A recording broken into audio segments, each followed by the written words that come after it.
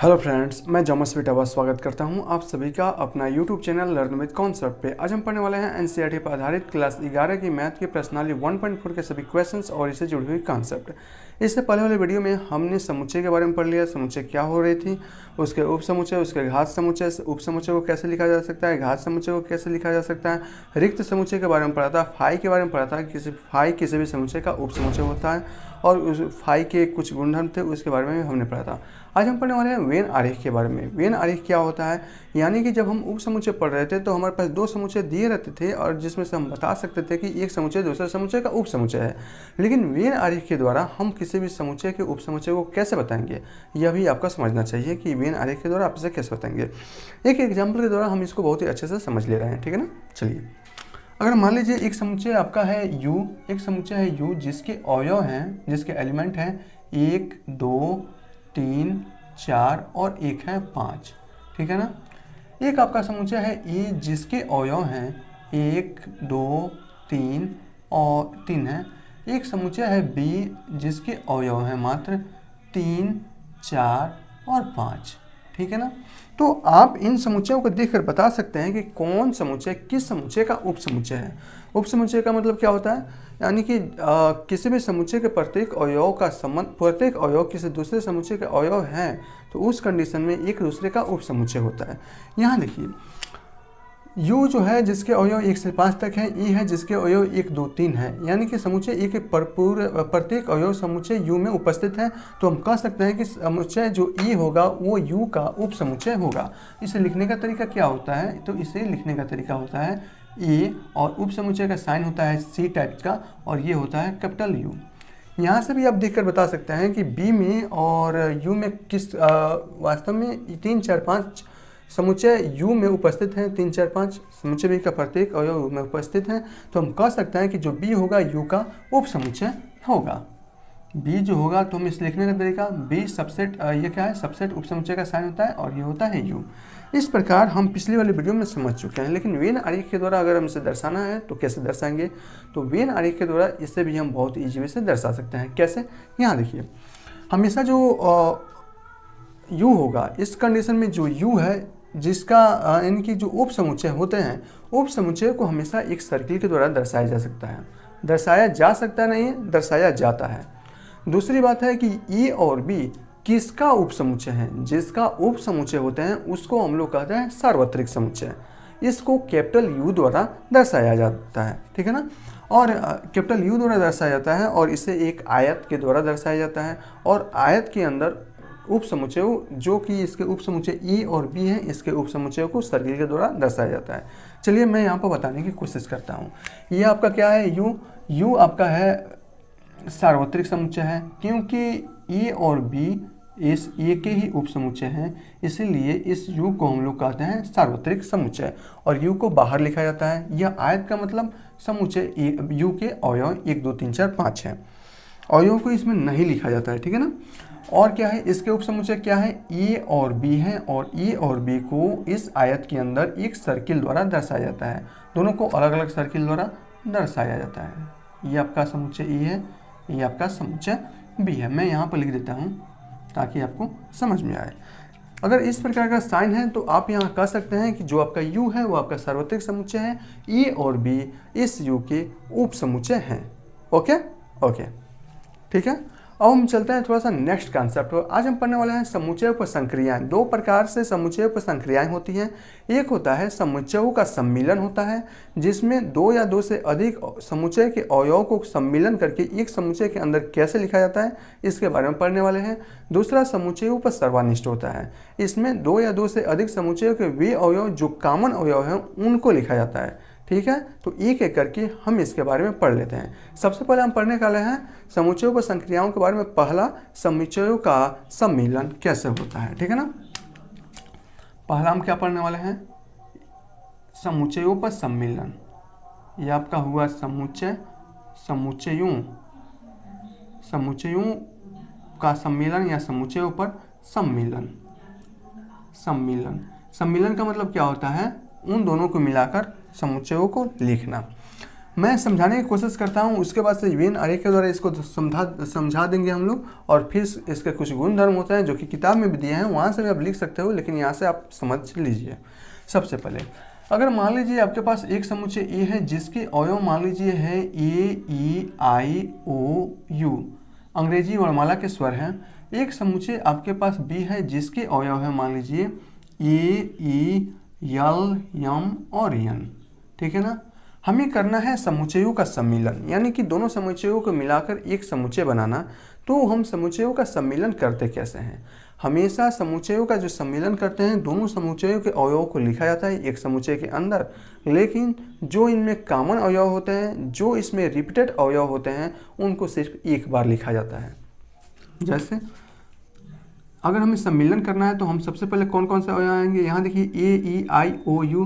फिर क्या देखिए इन दोनों समुच्चयों, इन समुच्चयों के अवयव क्या इस समुच्चय बी में उपस्थित हैं, तो ए और ई उपस्थित हैं। तो ए और ई को सिर्फ एक बार लिखा जाएगा और बाकी समुच्चय ए के अवयव समुच्चय बी के अवयव को वैसे ही लिख लिया जाता है।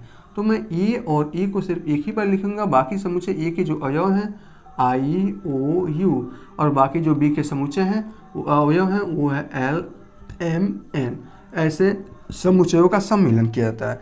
लेकिन कुछ साइन के द्वारा, इसमें साइन क्या लगाएंगे हम लोग, ऐसे साइन लगेगा। इसमें दो समुच्चय कौन कौन से आपका थे, ए और बी था और हम इसका सम्मिलन किया है। सम्मिलन का मतलब होता है यूनियन, इंग्लिश में यूनियन ऑफ सेट बोलते हैं समुच्चयों का सम्मिलन का। तो इसके बीच में यूनियन द्वारा प्रदर्शित किया जाता है और यूनियन का जो साइन होता है वो होता है कैपिटल यू, थोड़ा सा बड़ा होता है कैपिटल यू। इस प्रकार अगर आपके पास साइन लिखा गया है तो आप कह सकते हैं समुच्चयों का सम्मिलन किया गया है। पढ़ने इसको पढ़ेंगे क्या ये हम लोग, इसको हम लोग पढ़ते हैं वास्तव में यूनियन, यूनियन, ठीक है ना। इंग्लिश में भी आप इसे यूनियन पढ़िएगा, ए यूनियन बी। अब आप ऐसे कहेंगे ए यूनियन बी, यानी कि समुच्चय ए का समुच्चय बी के साथ सम्मिलन हुआ है। तो इसे पढ़ेंगे ऐसे, ठीक है ना। इसमें कोई भी प्रॉब्लम नहीं होनी चाहिए। एक और हम एग्जाम्पल के द्वारा समझते हैं, फिर इसके कुछ ग्राफ के द्वारा भी समझ लेंगे, ठीक है ना। अगर आपके समुच्चय ए है जिसके अवयव मान लीजिए है 1 2 और 3, समुच्चय बी है और उसके अवयव है मान लीजिए 4 5 6, और हम इसका करना चाहते हैं सम्मिलन, यानी कि ए यूनियन बी। हम इसे कैसे करेंगे, तो समुच्चय ए और बी में देखिए क्या समुच्चय ए का वे अवयव जो समुच्चय बी में उपस्थित हैं है या नहीं है तो उन अवयवों को सिर्फ एक बार, नहीं है तो समुच्चय ए और समुच्चय बी के अवयवों को एक समुच्चय के अंदर लिख लिया जाता है। यहाँ देखिए है क्या कोई अवयव समुच्चय ए के अवयव जो समुच्चय बी में उपस्थित है 1 2 3 4 5 6, नहीं है तो समुच्चय ए के अवयव 1 2 और 3, समुच्चय बी के अवयव 4 5 6 को वैसे ही लिख लिया जाएगा। इस प्रकार समुच्चयों का हम लोग यूनियन करते हैं, ठीक है ना। एक ग्राफ के द्वारा भी हम इसे देख लेते हैं ताकि अच्छे से आपको समझ आ जाए, ठीक है ना। मैं ग्राफ के द्वारा कहाँ दर्शाऊँ, मैं ग्राफ के द्वारा इसको यहाँ पर दर्शाऊँगा तो इसके कुछ गुणधर्म हैं तो वो आपके ढप आ जाएंगे, तो मैं इसे यहाँ समझाना चाहता हूँ। चलिए ठीक है, ग्राफ के द्वारा हम समुच्चयों का सम्मिलन को समझ रहे हैं। ध्यान से समझिएगा क्योंकि बहुत जरूरी है। यह आपका है समुच्चय ए, यह आपका है समुच्चय बी। मैं यही एग्जाम्पल ले लेता हूँ 1 2 3 4 5 6 वाला, ठीक है ना। तो समुच्चय ए के अवयव क्या है आपका 1 2 3 है, 1 2 3 है। समुच्चय बी के अवयव क्या है 4 5 6 है, ठीक है ना। और हमें करना है वास्तव में ए यूनियन बी सम्मिलन करना है। तो यहाँ देखिए जो भी कॉमन अवयव होंगे इसमें सबसे पहले समुच्चय ए में वास्तव में ये समुच्चय ए है, ये समुच्चय बी है और दोनों द्वारा घेरा गया भाग ये बीच वाला है। अगर कोई अवयव इन दोनों में कॉमन अवयव है तो उन कॉमन अवयवों को आप लोग इसके बीच में लिखेंगे। अभी हम एक और एग्जाम्पल के द्वारा इसको समझेंगे बहुत ही अच्छे तरीके से, ठीक है ना। मैंने क्या बताया, समुच्चय ए और समुच्चय बी में अगर कोई कॉमन अवयव है तो उन कॉमन अवयवों को इसके बीच में लिखा जाता है, ठीक है। अब इस बीच में कोई कॉमन अवयव नहीं है तो उनका सम्मिलन कैसे करेंगे, तो समुच्चय ए का अवयव क्या है 1 2 3, समुच्चय बी के अवयव क्या है 4 5 6, वैसे ही लिख लिया जाएगा। चलिए एक और एग्जाम्पल के द्वारा हम इसको समझते हैं, फिर हम क्या करेंगे उसको मिटा देंगे क्योंकि यहाँ पर जगह की कमी हो रही है, ठीक है ना। यहाँ देखिए एक और ए समुच्चय आपका ए है, ए आपका समुच्चय आपका बी है, ठीक है ना। मैं इस एग्जाम्पल के द्वारा आपको समझा रहा हूँ। समुच्चय ए के अवयव देखिए, समुच्चय ए का मान लीजिए अवयव है ए ई आई ओ यू, समुच्चय बी का अवयव है ए ई एल एम एन। दोनों में कॉमन अवयव जो है वो ई और ई है, तो कॉमन अवयव को हम लोग हमेशा ए और बी इसके बीच में लिखते हैं, ये वाला स्थान दोनों द्वारा घेरा गया भाग इसमें लिखते हैं। और बाकी अवयव क्या है, आई ओ यू कहीं भी आप लिख सकते हैं, इसमें कोई भी पाबंदी नहीं है। समुच्चय बी के और कौन से अवयव हैं, एल एम और एन, ठीक है ना। इस प्रकार अगर हम इस समुच्चय का सम्मिलन करें तो आप बहुत ही ईजी वे से बस आई ओ यू लिखिए, आई ओ यू और उसके बाद से ई और उसके बाद से एल एम एन, समुच्चय बी के प्रत्येक अवयव। इस प्रकार आप इसे लिख सकते हैं, क्रम चेंज करके भी लिख सकते हैं। एन को आप यहाँ ला सकते हैं, आई को आप लास्ट में ले आ सकते हैं, उससे आपका कोई मतलब नहीं होगा, वो हमेशा सत्य होगा, ठीक है ना। अब हम चलते हैं इसके कुछ गुण धर्म के बारे में बात करने, ठीक है ना। समुच्चयों का यूनियन यानी कि सम्मिलन का कुछ गुणधर्म, समुच्चयों का सम्मिलन के गुणधर्म के बारे में बात करें। यहाँ बस समझने वाली है, हालांकि आपके किताब में दिया गया है लेकिन मैं यहाँ पर फिर से बता देता हूँ। पहला इसका गुणधर्म ये है, अगर आपके पास दो समुच्चय इस प्रकार हैं कि एक समुच्चय का सम्मिलन दूसरे के साथ हो रहा है, तो दूसरे का भी सम्मिलन अगर पहले के साथ करेंगे तो वो दोनों के दोनों का मान सेम आएगा। इसको हम लोग बोलते हैं वास्तव में क्रम विनिमय नियम बोलते हैं, ठीक है। दूसरा आपका गुणधर्म कुछ इस प्रकार है कि अगर आपके पास दो समुच्चय हैं ए यूनियन और दो समुच्चय के बीच में सम्मिलन कर रहे हैं और फिर एक समुच्चय के साथ इसका सम्मिलन कर रहे हैं, पहले दो समुच्चय के साथ सम्मिलन किया, फिर जो समुच्चय आया उसके साथ सी के साथ सम्मिलन किया, तो ये बराबर हो जाएगा वास्तव में अंतिम दो के साथ किया गया समुच्चयों का सम्मिलन के साथ पहले का सम्मिलन। इस प्रकार इस समुच्चय को हम लोग साहचर्य नियम बोलते हैं, ठीक है। कोई प्रॉब्लम नहीं होनी चाहिए। तीसरा आपका है, यहाँ देखिए, अगर मान लीजिए आपके पास एक समुच्चय ई है और उसका आप सम्मिलन कर रहे हैं फाई, जो आपका एक रिक्त समुच्चय है, तो हमेशा आपका एक समुच्चय ई ही आता है। फाई क्या है, रिक्त समुच्चय है जिसका कोई अवयव है ही नहीं, और उसके साथ जब सम्मिलन करेंगे तो हमेशा आपका ई ही आएगा, ठीक है। चौथा आपका है, अगर मान लीजिए एक समुच्चय ई है जिसका अगर सम्मिलन खुद के समुच्चय के साथ किया जाए तो हमेशा वही समुच्चय आता है, ठीक है। इसको तत्समक समुच्चय बोलते हैं और ये आपका एक समुच्चय गुणधर्म है, चौथा गुणधर्म। इस प्रकार आप गुणधर्म को अच्छे से याद रखिएगा। मन करे तो आप क्या करना है, ए बी सी कोई 3 अवयव लेना है, समुच्चय लेना है, उसके कुछ अवयव लेना है और चेक करना है कि क्या यह गुणधर्म उसके लिए भी सत्य है या नहीं है। आपका यह कर्तव्य है और आप इसे करना चाहिए, ठीक है ना। अब हम चलते हैं इसका जो दूसरा है, समुच्चयों का सर्वनिष्ठ पढ़ने। सर्वनिष्ठ का मतलब क्या होता है, कॉमन अवयव को लिखना एक अलग समुच्चय में। अगर आपके पास समुच्चय ए है, दूसरा समुच्चय बी है, समुच्चय ए के कुछ अवयव हैं, समुच्चय बी के कुछ अवयव हैं और समुच्चय ए और बी में कुछ कॉमन अवयव हैं, उन कॉमन अवयवों को अगर आप किसी दूसरे समुच्चय में लिखते हो, इसका कहने का मतलब है कि हम उस समुच्चयों का सर्वनिष्ठ कर रहे हैं, ठीक है। चलिए मैं यहाँ पर बता दूँ, चलिए यहाँ पर मैं बताने की कोशिश करता हूँ, ठीक है ना। ये आपका दूसरा हम पढ़ रहे हैं, समुच्चयों पर सर्वनिष्ठ। समुच्चयों का सर्वनिष्ठ या समुच्चयों पर सर्वनिष्ठ, आप दोनों का मान सर्वनिष्ठ पढ़ रहे हैं, सर्वनिष्ठ, ठीक है ना। इसके बारे में हम लोग पढ़ रहे हैं। यहाँ देखिए, अगर आपके पास समुच्चय, अच्छा एक और बात हमने यहाँ पर नहीं बताया, पहले मैं इसको बता देता हूँ। समुच्चयों का सम्मिलन यानी कि हमने इस अगर वेन आरेख के द्वारा समुच्चयों को दर्शाया तो आपका समुच्चय ई और समुच्चय बी था। कॉमन अवयव को हमने बीच में लिखा और बाकी अवयव को हमने ई और बी में जो कॉमन अवयव थे उनको लिख लिया है, ठीक है ना। हमने जब इसका यूनियन सम्मिलन किया तो सम्मिलन में हम क्या करें कि इन सभी अवयवों को लिखे हैं, ठीक है ना। समुच्चय ई और समुच्चय बी के प्रत्येक अवयव को लिखे हैं, ठीक है ना। लिखा है ना, यहाँ देखिए आई ओ यू ए और एल एम एन, यानी कि समुच्चय ए और समुच्चय बी को लिखे हैं। यहाँ पर कुछ अलग होने वाला है इसलिए मैं इसे बता दिया हूँ। चलिए सर्वनिष्ठ की बात करते हैं। अगर आपके पास मान लीजिए यही एक समुच्चय, यही से समुच्चय को लिखा हम कर लेते हैं, काफ़ी अच्छा रहेगा ना। चलिए यहाँ देखिए, एक समुच्चय आपका था ए ई आई ओ और यू, दूसरा एक समुच्चय बी है जिसके अवयव हैं ए ई एल एम एन, ए ई एल एम और एन। हमें करना है इसका सर्वनिष्ठ, सर्वनिष्ठ करना है, यानी कि इंटरसेक्शन ऑफ सेट्स के बारे में बात कर रहे हैं, ठीक है ना। इंटरसेक्शन, इसमें क्या था, यूनियन, इसमें हम बात कर रहे हैं इंग्लिश में इंटरसेक्शन ऑफ सेट्स की बात कर रहे हैं। तो सम्मिलन, इसमें हम लोग सम्मिलन किए, इसमें हम लोग सर्वनिष्ठ करना चाहते हैं। तो दो समुच्चय के बीच में सर्वनिष्ठ कैसे किया जाता है, तो दोनों समुच्चय के बीच में जो कॉमन अवयव होते हैं उनको सिर्फ लिखा जाता है और एक भी बार लिखा जाता है, बाकी अवयव को वैसे ही छोड़ दिया जाता है। तो समुच्चय ए का अगर देखा जाए, सर्वनिष्ठ कर रहे हैं ना, तो सर्वनिष्ठ का जो साइन लगेगा वो आपका यूनियन के साइन का उल्टा होता है। इससे बोलते हैं ए इंटरसेक्शन बी। हमेशा जब भी बोलना होगा कैसे बोलेंगे, ए इंटरसेक्शन बी। इसको बोलना होगा ए यूनियन बी, इसको ए इंटरसेक्शन बी। इसका मतलब समुच्चय ए के साथ समुच्चय बी का सर्वनिष्ठ कर रहे हैं, ठीक है ना। तो क्या होगा यहाँ पर देखिए, समुच्चय ए के कौन कौन से ऐसे अवयव हैं जो समुच्चय बी में उपस्थित हैं, तो ई और ई उपस्थित हैं। तो बस सर्वनिष्ठ में हमें इन्हीं दो अवयवों को लिखना होता है, ठीक है ना। क्या होगा, मान लीजिए समुच्चय ए में उपस्थित अवयव समुच्चय बी में उपस्थित अवयव हो ही ना, उस कंडीशन में क्या होगा, सोचिए।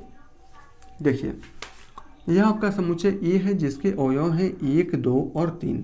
यह आपका समुच्चय बी है जिसके अवयव हैं 4 और 5। अगर हमें इसके बीच में क्या करना है, इंटरसेक्शन बी करना है, यानी कि दो समुच्चयों के बीच में सर्वनिष्ठ को ज्ञात करना है।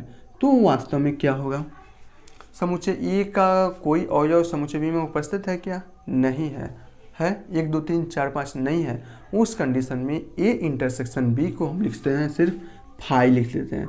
फाई के मतलब रिक्त समुच्चय, मतलब इन दोनों का जो सर्वनिष्ठ है कुछ भी नहीं है। जब कुछ भी नहीं है तो फाई द्वारा उसे प्रदर्शित करते हैं। फाई को रिक्त समुच्चय बोलते हैं, जिसके अवयव कुछ भी हो ही ना उसको हम लोग रिक्त समुच्चय बोलते हैं, ठीक है ना।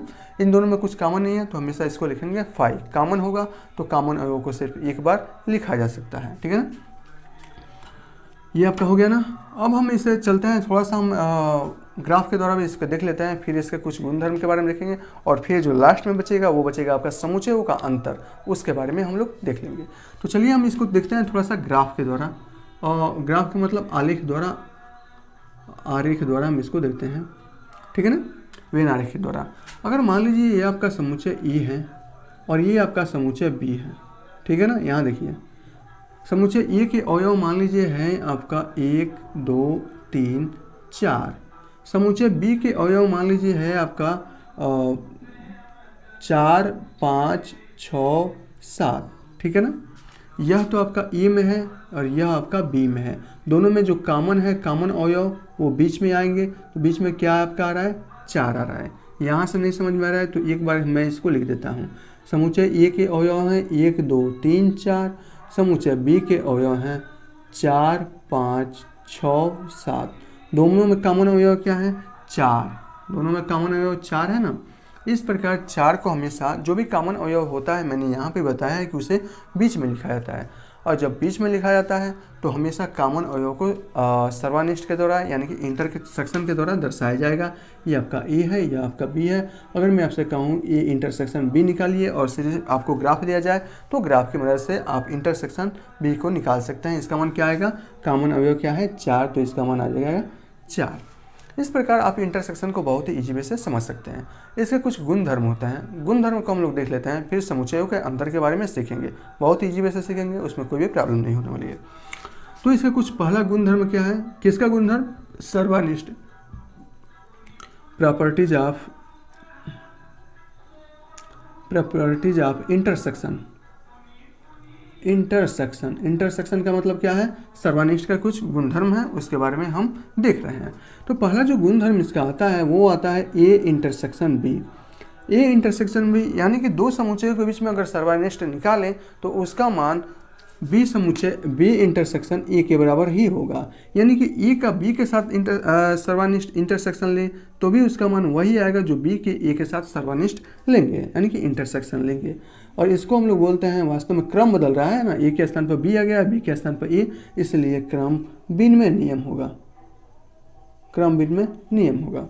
दूसरा आपका क्या है कि अगर ए का इंटरसेक्शन लेते हैं बी के साथ और फिर तीसरे के साथ इंटरसेक्शन लेते हैं और अंतिम में हम बी इंटरसेक्शन सी का पहले निकालते हैं और उसके साथ ए का निकालते हैं तो दोनों का मान हमेशा समान आता है और इसको बोलते हैं हम लोग साहचर्य नियम। जो आपका ये नियम है ना, गुणधर्म, जो आपका ये गुणधर्म था, इसमें वही गुणधर्म होता है। इसमें एक अलग होता है जो आपका कुछ इस प्रकार है। यदि ये इंटरसेक्शन फाई निकाले जहाँ फाई आपका रिक्त समुच्चय है, तो उस कंडीशन में जो हमारा मान मिलता है वो हमेशा फाई के बराबर मिलता है। और इसमें हमेशा ए के बराबर मिल रहा था यूनियन में, लेकिन इंटरसेक्शन में हमेशा फाई ही मिलेगा।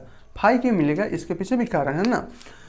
फाई क्या है, आपका रिक्त समुच्चय है। रिक्त समुच्चय ऐसा समुच्चय जिसका कोई अवयव नहीं है। और इंटरसेक्शन में हम क्या कर रहे थे कि दिए गए हम क्या कर रहे थे, समान अवयव को एक साथ एक समुच्चय में लिख रहे थे जो दोनों में कॉमन हो। जब इन दोनों में कोई कॉमन ही नहीं है तो उस कंडीशन में हमारे पास क्या आता है, फाई आता है, इसलिए हमारे पास यहाँ फाई आ गया। चौथा जो आपका है वो कुछ इस प्रकार है। ए का अगर खुद के साथ इंटरसेक्शन करें तो इसका मान हमेशा यही आएगा। इसको हम लोग तो तत्समक समुच्चय बोलते हैं ना, तत्समक समुच्चय बोलते हैं। ए के साथ खुद के साथ अगर किसी भी समुच्चय के खुद के साथ अगर इंटरसेक्शन करोगे, सर्वनिष्ठ लोगे, तो उसका मान हमेशा ए ही आएगा। यहाँ तक आपका क्लियर है? बिल्कुल क्लियर होगा, क्योंकि इसमें कुछ बताने वाली चीज़ नहीं है, बिल्कुल आसान है। आप थोड़ी सी बस समझेंगे उसके बाद से हो जाएगा। यहाँ देखिए, अगर वेन आरेख के द्वारा लिखा जाए, वेन आरेख के द्वारा इंटरसेक्शन लिखना हो तो हमेशा मध्य वाला ही लिखा जाता है, और यूनियन के साथ लिखना हो तो सभी आपका इसमें सभी अवयव आ जाते हैं। तो इसलिए मैं पूरे को अंडरलाइन कर दिया हूँ। इसमें से बीच वाले कॉमन अवयव को लिखा जाता है, इसलिए मैं बीच वाले को ही अंडरलाइन किया हूँ, याद रखिएगा। अब हम तीसरा जो पढ़ने वाले हैं, ये आपका पहला, दूसरा, तीसरा। अब हम चौथा जो पढ़ने वाले हैं वो था समुच्चयों के अंतर के बारे में। समुच्चयों का अंतर, ये समुच्चयों का अंतर क्या कहलाता है?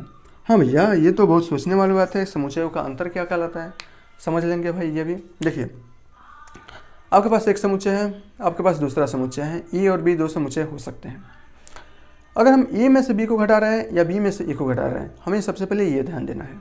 ए में से बी को घटा रहे हैं तो समुच्चय ए के वी अवयव जो समुच्चय बी में उपस्थित है उसको छोड़कर ए के शेष अवयव को लिखा जाता है।